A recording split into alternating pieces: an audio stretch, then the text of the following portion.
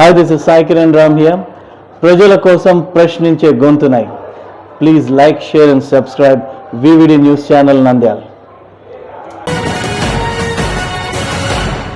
పర్యావరణ హితంగా వినాయక చవితి జరుపుకోవాలి. డాక్టర్ రామకృష్ణారెడ్డి విశ్వ హిందూ పరిషత్ కార్యాలయంలో ఏర్పాటు చేసిన పత్రికా విలేకరుల సమావేశంలో వారు మాట్లాడుతూ 2025 సంవత్సరం వినాయక చవితి ఉత్సవాలు పర్యావరణ హితంగా భక్తి శ్రద్ధలతో జరుపుకోవాలని నంద్యాల జిల్లా గౌరవ అధ్యక్షుడు ఆంధ్రప్రదేశ్ గణేష్ ఉత్సవ సమితి ఉపాధ్యక్షుడు డాక్టర్ రామకృష్ణారెడ్డి పిలుపునిచ్చారు.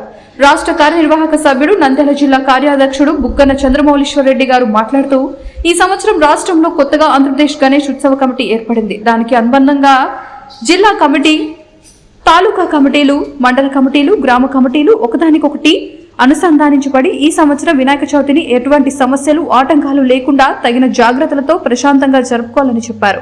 ఈ కార్యక్రమంలో ప్రధాన కార్యదర్శి రామాంజనేయులు, సమన్వయ కార్యదర్శి పోలేపల్లి సందీప్, ఉపాధ్యక్షుడు ఎర్రం విష్ణువర్ధన్ రెడ్డి, ఉపాధ్యక్షుడు అభిరుచి మధు, రాంప్రసాద్, రాజశేఖర్ రెడ్డి, మహేశ్వర్ రెడ్డి, జిల్లా స్థాయి కార్యకర్తలు పాల్గొన్నారు.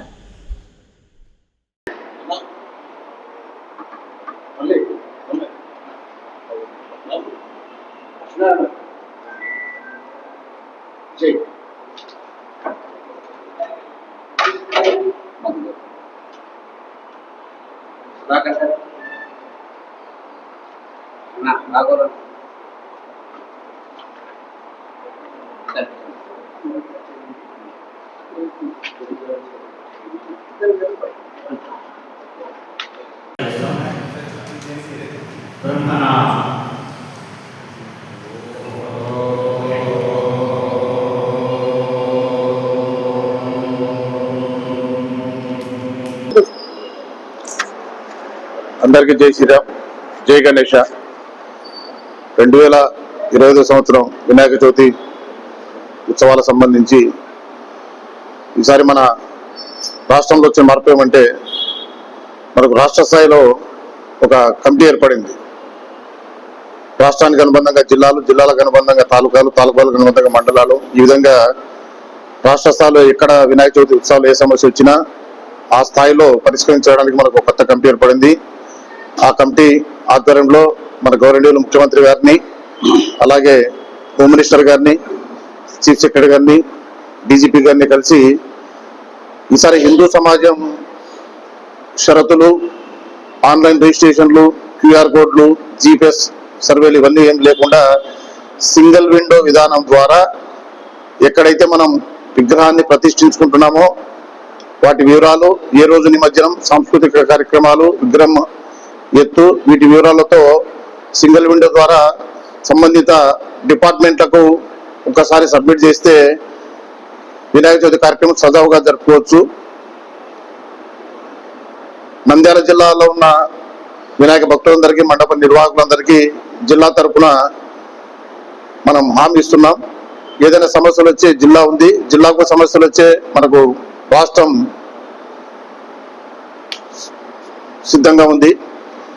ప్రశాంతంగా ఎటువంటి సమస్యలు లేకుండా ప్రభుత్వం సహకారంతో, ప్రభుత్వ అధికారులు మనకు వ్యతిరేకం కాదు, వారి సహకారంతో ఈ కార్యక్రమాలను సంతోషంగా జరుపుకుందాం. ఆధ్యాత్మిక భావనతో, దైవ చింతనతో సంతోషంగా జరుపుకుందాం. విగ్రహాలు పెట్టే స్థలం కావచ్చు, అక్కడ కరెంట్ ఏర్పాట్లు కావచ్చు, నిమజ్జనం రోజు కావచ్చు, ఊరేగింపులో నిమజ్జనం చేసే ప్రదేశంలో నీటి దగ్గర కావచ్చు, చాలా జాగ్రత్తలతో ఎటువంటి ప్రమాదాలు, ఎటువంటి సమస్యలు లేకుండా అందరూ వినాయక చవితిని ఆనందంగా జరుపుకుందాం. అందరూ ఆనందంగా ఇళ్లకు వెళ్దాం. ఈ 2000 ఒక కొత్త రూపంలో ఈ పెద్దల ఆధ్వర్యంలో సహకారంతో మనం వినాయక పండుగ చేసుకుందాం. అందరికీ జై శ్రీరామ్, జై గణేష. అందరికీ వందనాలు.